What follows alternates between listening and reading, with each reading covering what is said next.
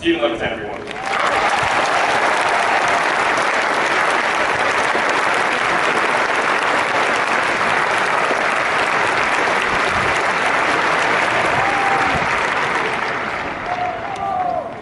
Wow, this is insane. I gotta admit, I could use a little help from the Dean of the School of Pharmacy right now. Got a little something for me, please?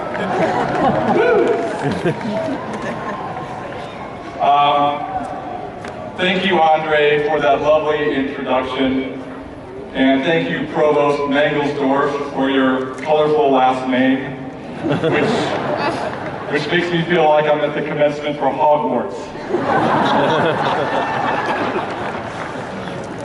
Especially thank you to the class of 2017 for inviting me to speak.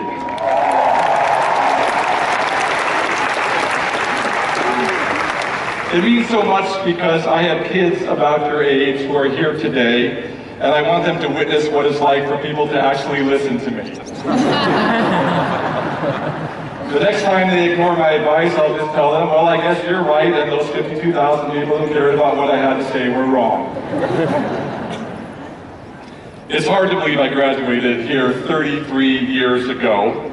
I still have the official university photo of me receiving my diploma, wearing only shorts under my cap and gown, and holding a big bottle of champagne, which maybe you can see.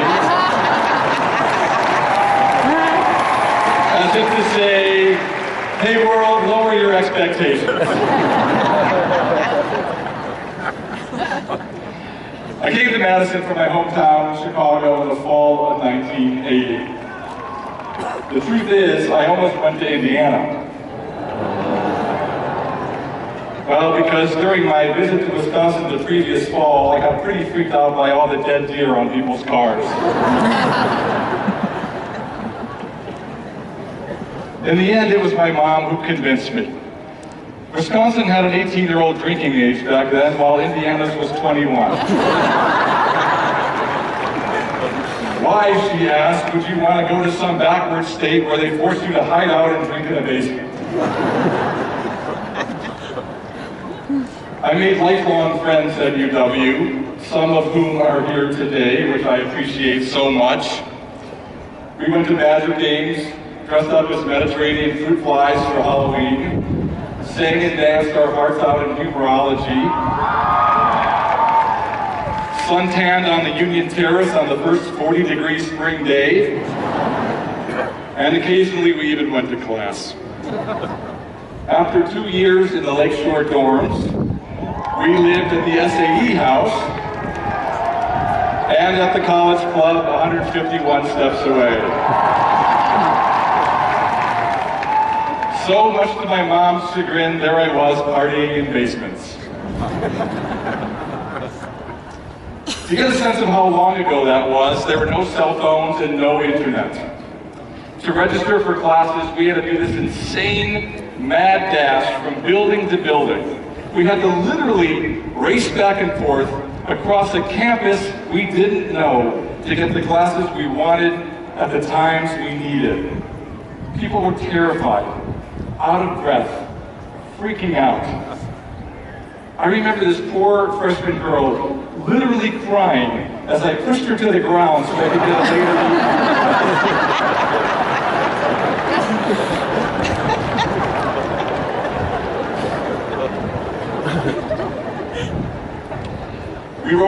We wrote papers on typewriters. We took Polaroids and listened to albums on vinyl. Not to be hip and old school. Back then, old school was just school. There was no Facebook. If we wanted to friend someone, we had to actually meet them. And if we wanted people to know we did something cool, we had to awkwardly work it into a conversation like, wow, that exam was as hard as when I climbed Machu Picchu. Or that ice cream is as sweet as Molly Ringwald, with whom I recently took this Polaroid. There was no Tinder, no Bumble, no Grindr. If we wanted to hook up with someone, we couldn't just look on our phones. Our phones were attached to the wall, and there was nothing on them except a dial tone. We had to approach people in real life and use our wit and our charm. So we were almost always alone.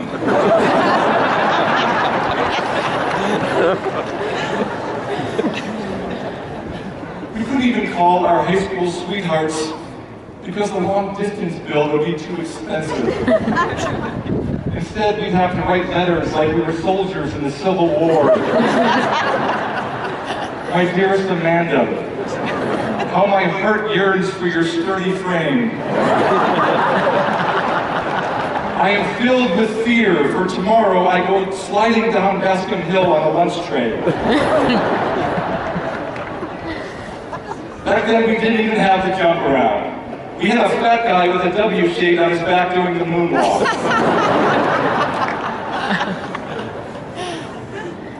So I must admit I'm a bit jealous of all the advantages you've had.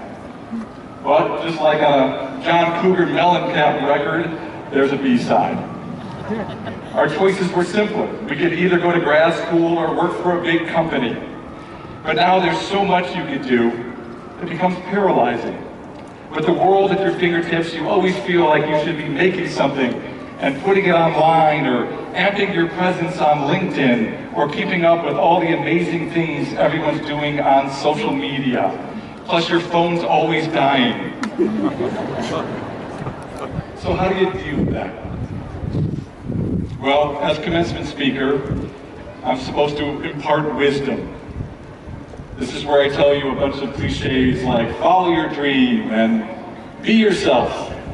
But I'm not going to do that because I don't know your dream. Your dream may be stupid.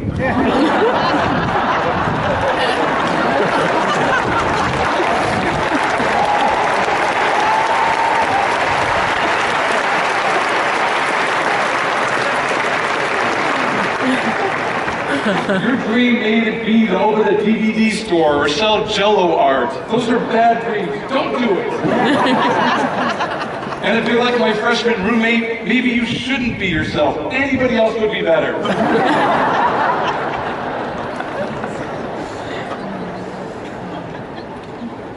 So I'll do my best to avoid the cliches and instead tell you 5 things I've learned since I stood here wearing shorts.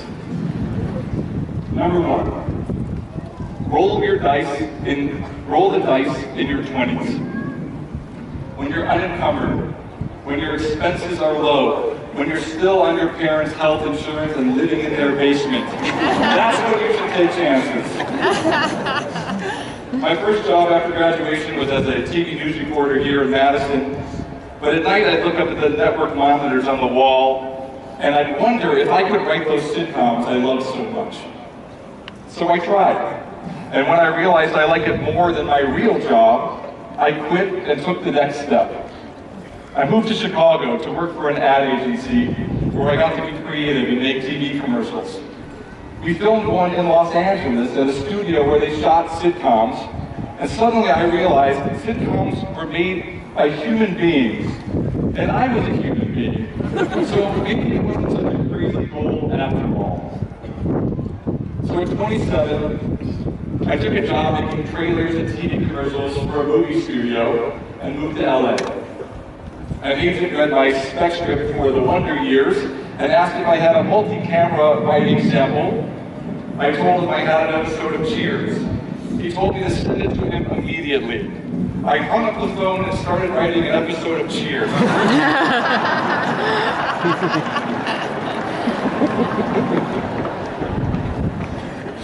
A year later, the right people read that Cheers script, and I was offered my dream job as a staff writer on a television comedy. I had 4 careers in 7 years, either because I refused to play it safe, or more likely because I had a severe case of ADD. Number 2, succeed or fail on your own terms. Very early in my writing career, a friend told me a story that has served me well ever since.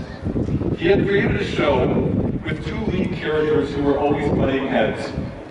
The network told him to tone down the relationship and make them nicer to each other, so they would be more likable. He said, no, that's the crux of the show, the fire between them. They said, if you want to get it on the air, he'll do it. So he did. and the network passed on this show, saying the dynamic between the two main characters felt flat. He said, "But you told me to tone it down." And they said, "Well, you shouldn't have listened." When I created my first show, I was fairly young and just the kind of person studio and network executives were most likely to push around. But that story kept popping into my head, so I was respectful, but when I felt strongly, I stuck to my guns. Footnote, this works best when you're right. I can't help you with that. Number 3, it's hard to fail 10 times in a row. Professionally speaking, the years 2000 to 2008 were not my finest. After my first success creating a show, I did 8 shows in a row that were canceled after 1 season or never picked up in the first place. And frankly, I was sick of failing on my own terms. So I took some time off and I spent a lot of days in my gym clothes without ever going to the gym. Then I took a shower, called an old friend who was coming off his own set of failures, and we decided to shake things up and work together. And we failed yet again. For me, that was now 9 shows in a row. We regrouped, and this time, we started talking about all the funny things that were happening in our lives. I was a super cool dad who didn't understand why my 2 girls and a boy didn't think I was at all cool. And my writing partner was a bit of a curmudgeon with a sophisticated young son who wore a smoking jacket. Plus, we had plenty of gay friends who weren't anything like the gay characters on TV. They were in long-term relationships. They were neither fit nor fabulous. And they were bad parents just like the rest of us. So we deluded ourselves into thinking this time it could work. We took everything we learned from our few successes and many failures and wrote what we knew best. We auditioned roughly 1,400 actors. When the network president told us he wouldn't cast our choice for Phil Dunphy, I thought of my friend's story, and we stuck to our guns. And finally, it worked.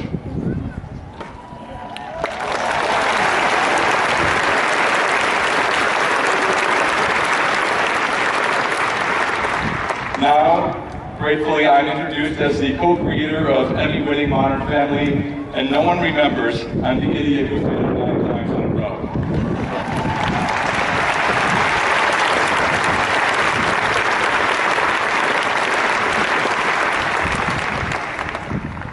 Number 4, be calm in a crisis. Years ago, I got stuck in an elevator with someone, and there was no one else in the building. It was the first day of the writer's strike, and I was stressed and late for a meeting, and frankly, I don't like tight spaces. We phoned for help, which was at least an hour or 2 away. I started banging on the lock trap door on top of the elevator car so hard that I knocked out all the lights, sending us into total darkness. The other person tried to make the best of it and laughed, while I spent the next 40 minutes cursing my bad luck. Why me? Why now? Then suddenly, the door opened and we were blasted with sunlight.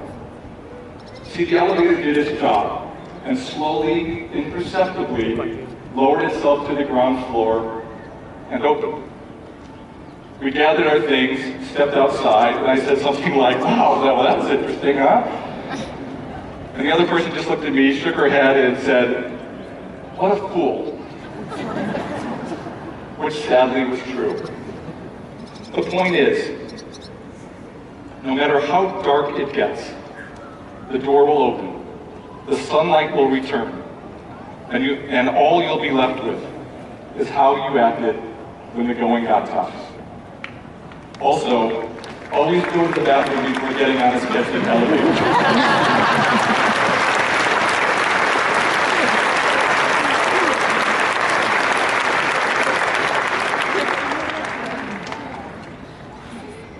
Finally, number 5, it's hard to live up to your potential when you don't like what you do.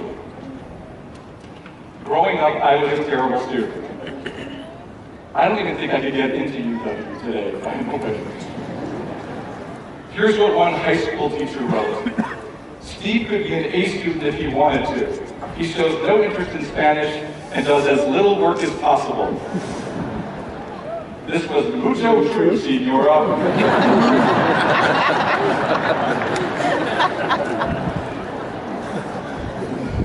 And had I settled for a job in which I showed little interest, I guarantee that would have been my report card for life. I would have been a mediocre journalist or a decent ad man. But because I love what I do, I happily give it my all. And I've been able to rise above my Spanish teacher's expectaciones.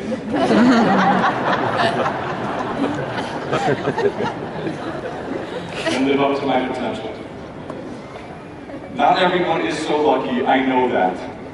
Not everyone can reach their dream job. But maybe you can, and thus live up to your potential. And what a shame not to even try. This is a true story. I was about halfway to work one day about 10 years ago when all of a sudden a person popped up in the back seat of my car and said, "Hi, Daddy." I nearly drove off the road. Fortunately, it was my then 11-year-old daughter who decided she was coming to work with me. It was a day all the writers would sit around a table and dream up new ideas for stories. What if Phil did this? What if Rich and Cam did that?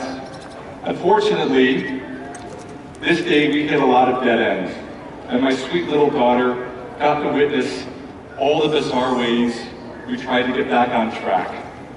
The running jokes, the latest gossip, the competitive game of Name That Tune. And by 6 p.m., all we had to show for our day's work was a bunch of notions that added up to nothing.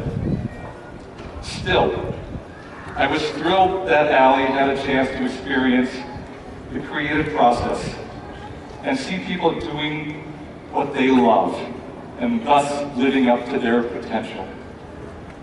We got home and she said, "Thanks for taking me to work with you, Daddy.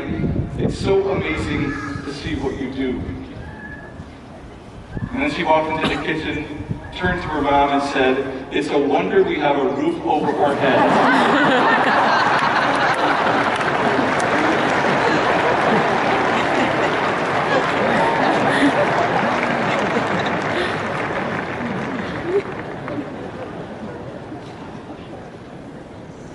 So as you sit here today, with an amazing education from one of the finest universities in the world, that is what I wish for you. The happiness, the confidence, the feeling of self-satisfaction that comes from leaving nothing on the table. So don't sit back and wait for good things to happen. Make them happen. Put in extra hours. Learn new skills. Identify and seek new opportunities. Call that person you've always admired and take him or her to lunch. Spend time with people who are different than you. Spend time with those who lift you up rather than those who drag you down. Drink a glass of water between every cocktail. Give to charity. Adopt a dog. Put the fucking phone down and drive.